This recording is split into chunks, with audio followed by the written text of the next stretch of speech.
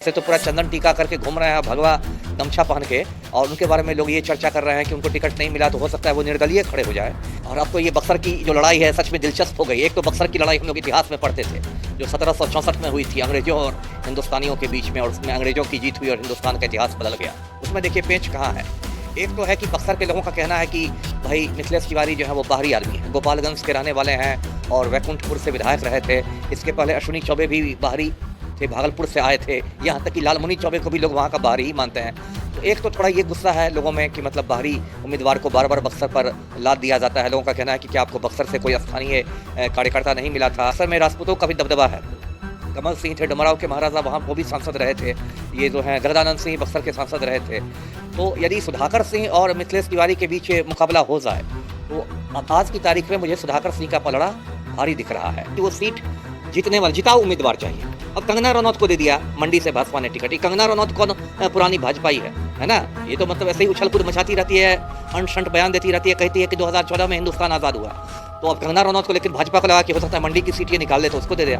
तो ये मतलब कोई बात नहीं है कि भाजपा को कुछ, और पूर्व में भाजपा आईपीएस अधिकारियों को दे भी चुके हैं टिकट, ऐसा नहीं कि नहीं दिया है। मुंबई के ही पुलिस कमिश्नर थे सत्यपाल सिंह, वो ये थे जाति से वो जाट थे, यूपी के जाट थे। उनको रातों रात इस्तीफा दिलवा के लाया गया। 2014 की बात मैं कर रहा हूँ, और अजीत सिंह के खिलाफ खड़ा कर दिया गया बागपत से, और सत्यपाल सिंह जीत भी गए और उनको मंत्री भी बना दिया गया।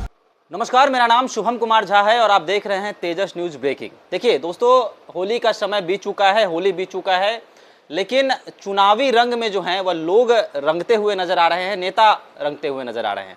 देखिए, हम लोकसभा के तमाम सीटों पर बात कर रहे हैं। लोकसभा के तारीखों का भी ऐलान हो गया। बिहार की एक सीट जो है वह काफ़ी हॉट सीट मानी जा रही है, सीट है बक्सर। बक्सर को लेकर काफ़ी चर्चाएं हो रही हैं। इस सीट को लेकर माहौल पूरा गर्म है। भाजपा ने वहां के सिटिंग सांसद अश्विनी चौबे का टिकट काटकर मिथिलेश तिवारी को टिकट थमा दिया है। काफ़ी बातें हैं, काफ़ी चर्चाएं हैं कि मिथिलेश तिवारी जो हैं इस सीट पर सटीक बैठ रहे हैं या नहीं बैठ रहे हैं। साथ ही साथ यहाँ से एक आईपीएस ऑफिसर भी जो खड़े होने वाले थे, आईपीएस ऑफिसर की चर्चा हो रही थी, उनका भी अब पत्ता साफ हो गया। देखिए, बक्सर सीट को लेकर मेरे साथ बात करने के लिए पूर्व आईपीएस ऑफिसर अमिताभ दास सर मौजूद हैं। सर, बक्सर सीट काफ़ी हॉट सीट कहा जा रहा है। एक तरफ अश्विनी चौबे सिटिंग सांसद का टिकट कटकर मिथिलेश तिवारी जो कि गोपालगंज के रहने वाले हैं उनको टिकट थमा देना, और दूसरी तरफ आनंद मिश्रा, आईपीएस आनंद मिश्रा जो आसाम के जिले से एक आईपीएस होते हैं, उनकी भी चर्चाएं काफ़ी थी, लेकिन भाजपा उनको भी टिकट नहीं थमाती है। मिथिलेश तिवारी को टिकट दे देना, क्या कुछ कहेंगे सर आनंद मिश्रा को लेकर और मिथिलेश तिवारी को लेकर? अब ये बहुत लंबा किस्सा है। तो मैं से दर्शकों को बताऊं कि मैं बक्सर जिले का एसपी भी रह चुका हूं। 2005 में मैं बक्सर का एसपी था, और उस साल दो विधानसभा चुनाव मैंने करवाए थे। और अब तो ये बक्सर की जो लड़ाई है सच में दिलचस्प हो गई। एक तो बक्सर की लड़ाई हम लोग इतिहास में पढ़ते थे जो 1764 में हुई थी अंग्रेजों और हिंदुस्तानियों के बीच में, और उसमें अंग्रेजों की जीत हुई और हिंदुस्तान का इतिहास बदल गया। उसके बाद लगता है बक्सर की लड़ाई अभी ही रोचक हुई है 2024 में।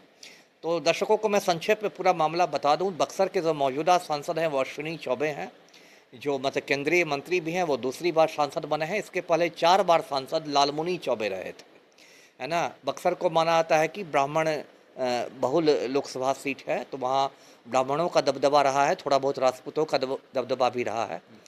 और इस बार क्या हुआ है कि बीजेपी ने अपने बिहार में 4 सांसदों के ही टिकट काटे हैं। उसमें एक अश्विनी चौबे केंद्रीय मंत्री का भी टिकट कट गया है, और उनकी जगह मिथिलेश तिवारी को टिकट दिया गया है। अब इसमें देखिए पेंच कहाँ है।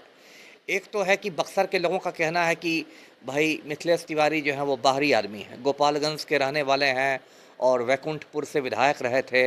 इसके पहले अश्विनी चौबे भी बाहरी थे, भागलपुर से आए थे। यहाँ तक कि लालमुनि चौबे को भी लोग वहाँ का बाहरी ही मानते हैं। तो एक तो थोड़ा ये गुस्सा है लोगों में कि मतलब बाहरी उम्मीदवार को बार बार बक्सर पर लाद दिया जाता है। लोगों का कहना है कि क्या आपको बक्सर से कोई स्थानीय कार्यकर्ता नहीं मिला था। जो चौबे जी का क्षमा अश्विनी चौबे का भी, उसमें भी कुछ मतलब गाल फुलाने की स्थिति लग रही है कि वो भी लगता है क्षुब्ध है। भीतर घात की भी संभावना से इनकार नहीं किया सकता है कि अश्विनी चौबे का जो खेमा है बक्सर में वो भीतर घात कर देगा, मिथिलेश तिवारी को हराने की कोशिश करेगा।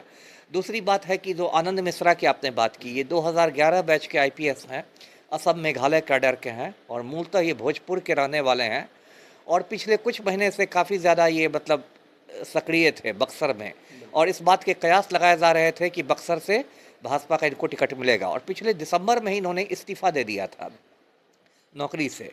और कहा था कि मेरा इस्तीफ़ा 16 जनवरी 2024 से मान्य हो। लेकिन मज़े की बात यह है कि जहाँ तक मेरी जानकारी अब तक इनका इस्तीफ़ा मंजूर नहीं हुआ है, लंबित नहीं हुआ है। तो तकनीकी रूप से वो आज भी आईपीएस अधिकारी हैं। ऐसे तो पूरा चंदन टीका करके घूम रहे हैं, भगवा गमछा पहन के, और उनके बारे में लोग ये चर्चा कर रहे हैं कि उनको टिकट नहीं मिला तो हो सकता है वो निर्दलीय खड़े हो जाए। लेकिन उसमें ही मुझे लग रहा है कि जब वो तकनीकी रूप से अभी सेवा में ही हैं, तो निर्दलीय भी चुनाव नहीं लड़ सकते। वो तो चुनाव लड़ ही नहीं सकते जब तक उनका इस्तीफ़ा मंजूर नहीं हो जाता। अब देखिए बक्सर में जो दूसरी तरफ राजद ने उम्मीदवार दिया है, वो भी एक कद्दावर उम्मीदवार है, सुधाकर सिंह हैं, जो जगदानंद सिंह प्रदेश अध्यक्ष के बेटे हैं। सुधाकर सिंह बिहार के कृषि मंत्री रहे थे और कृषि मंत्री के रूप में भी नीतीश कुमार पर हमलावर रहते थे, इसलिए हटना भी पड़ा था।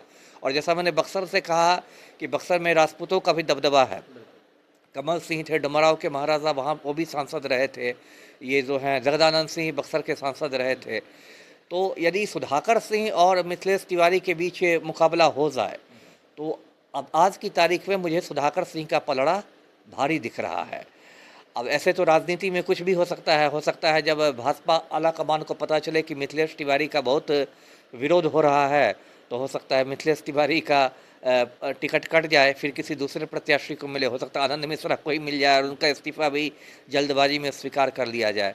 तो भी बहुत सारी संभावनाएं हैं, अभी देखिए क्या होता है। लेकिन ये बात है कि बक्सर की जो भी लड़ाई है वो काफ़ी मतलब दिलचस्प हो गई है। जी सर, आपने चर्चा की कि राजपूत वोट बैंक भी काफ़ी अधिक है, राजपूत बहुल सीट है बक्सर, है ब्राह्मण बहुल, ब्राह्मण लेकिन बहुल, राजपूतों राजपूतों की भी खासी अच्छी वोट खबर है। है। राजपूत जो है गेम बिगाड़ने में जो है अहम योगदान रखते हैं। तो क्या कुछ कहेंगे सर, भाजपा को क्या राजपूत उम्मीदवार ही उतारना चाहिए था वहाँ से, जैसा कि सामने सुधाकर सिंह भी हैं? नहीं, ये तो नहीं कहा जा सकता है, क्योंकि भाजपा ने मतलब जैसे अब तक जो हुआ है कि भाजपा परंपरागत रूप से ब्राह्मणों को ही देती रही है। मैंने कहा ना कि लालमुनि चौबे 4 बार सांसद रहे, फिर अश्विनी चौबे 2 बार रहे। तो हो सकता है भाजपा किसी गैर ब्राह्मण को उतार देती तो उसमें भी खेल बिगड़ सकता था, तब ब्राह्मण लोग नाराज हो जाते, है ना। और तब ऐसी स्थिति में यदि कोई अश्विनी चौबे मान लीजिए, सपोज कीजिए कि वो निर्दलीय होकर खड़े हो जाते, तो हो सकता है अच्छा खासा वोट उनको मिल जाता। हो सकता है खुद नहीं जीत पाते लेकिन किसी को हरवा देते। तो बहुत सारी चीज़ें देखनी पड़ती है। देखिए बिहार में तो एक मुद्दा है ही कि आप एक जाति को यदि टिकट देते हैं तो बाकी जाति वाले ये हो जाते हैं, और राजनीतिक दलों के साथ ये मजबूरी है कि आप एक लोकसभा सीट से तो एक ही को टिकट दीजिएगा। अभी कैसे शिवहर में हो रहा है कि रमा देवी का टिकट कट गया है और लवली आनंद को मिल गया है, तो वहाँ वैश्य मतदाता नाराज़ है। लालू यादव ने वही भांप लिया तो उसने ऋतु जायसवाल को वहाँ भेज दिया, है ना, एक वैश्य उम्मीदवार को भेज दिया जिससे वैश्य मतदाताओं की नाराज़गी का फ़ायदा मिल जाए। तो ये सब चलता रहता है। जी सर, ऐसा क्या है बक्सर में? बक्सर का सपना गुप्तेश्वर पांडे भी पाले थे कभी, उन्होंने भी बीआरएस लिया और उसके बाद बक्सर में विधानसभा को लेकर जो है उन्होंने चुनाव लड़ने की घोषणा की, फिर टिकट उनको नहीं मिला, फिर दोबारा अब आनंद मिश्रा सेम उसी राह पर चल रहे हैं और फिर से टिकट नहीं मिला। तो आखिर भाजपा क्या चाहती है? क्या भाजपा देखती है कि पुराने जो सिपाही हैं भाजपा के वही चुनाव लड़ें, या फिर आईपीएस को लेकर भाजपा के अंदर थोड़ी सी ये है? नहीं, पुराने सिपाही और नए सिपाही से कोई बात नहीं है। भाजपा को चाहिए या ज़्यादातर राजनीतिक दलों को चाहिए कि वो सीट जीतने वाले जिताऊ उम्मीदवार चाहिए। अब कंगना रनौत को दे दिया मंडी से भाजपा ने टिकट। ये कंगना रनौत कौन पुरानी भाजपा ही है ना। ये तो मतलब ऐसे ही उछल कूद मचाती रहती है, अंट-शंट बयान देती रहती है, कहती है कि 2014 में हिंदुस्तान आज़ाद हुआ। तो अब कंगना रनौत को, लेकिन भाजपा को लगा कि हो सकता है मंडी की सीट ये निकाल ले तो उसको दे दिया। तो ये मतलब कोई बात नहीं है कि भाजपा को कुछ, और पूर्व में भाजपा आईपीएस अधिकारियों को दे भी चुके हैं टिकट, ऐसा नहीं कि नहीं दिया है। बम्बई के ही पुलिस कमिश्नर थे सत्यपाल सिंह, वो ये थे, जाति से वो जाट थे, यूपी के जाट थे, उनको रातों रात इस्तीफा दिलवा के लाया गया। 2014 की बात मैं कर रहा हूँ, और अजीत सिंह के खिलाफ खड़ा कर दिया गया बागपत से, और सत्यपाल सिंह जीत भी गए और उनको मंत्री भी बना दिया गया।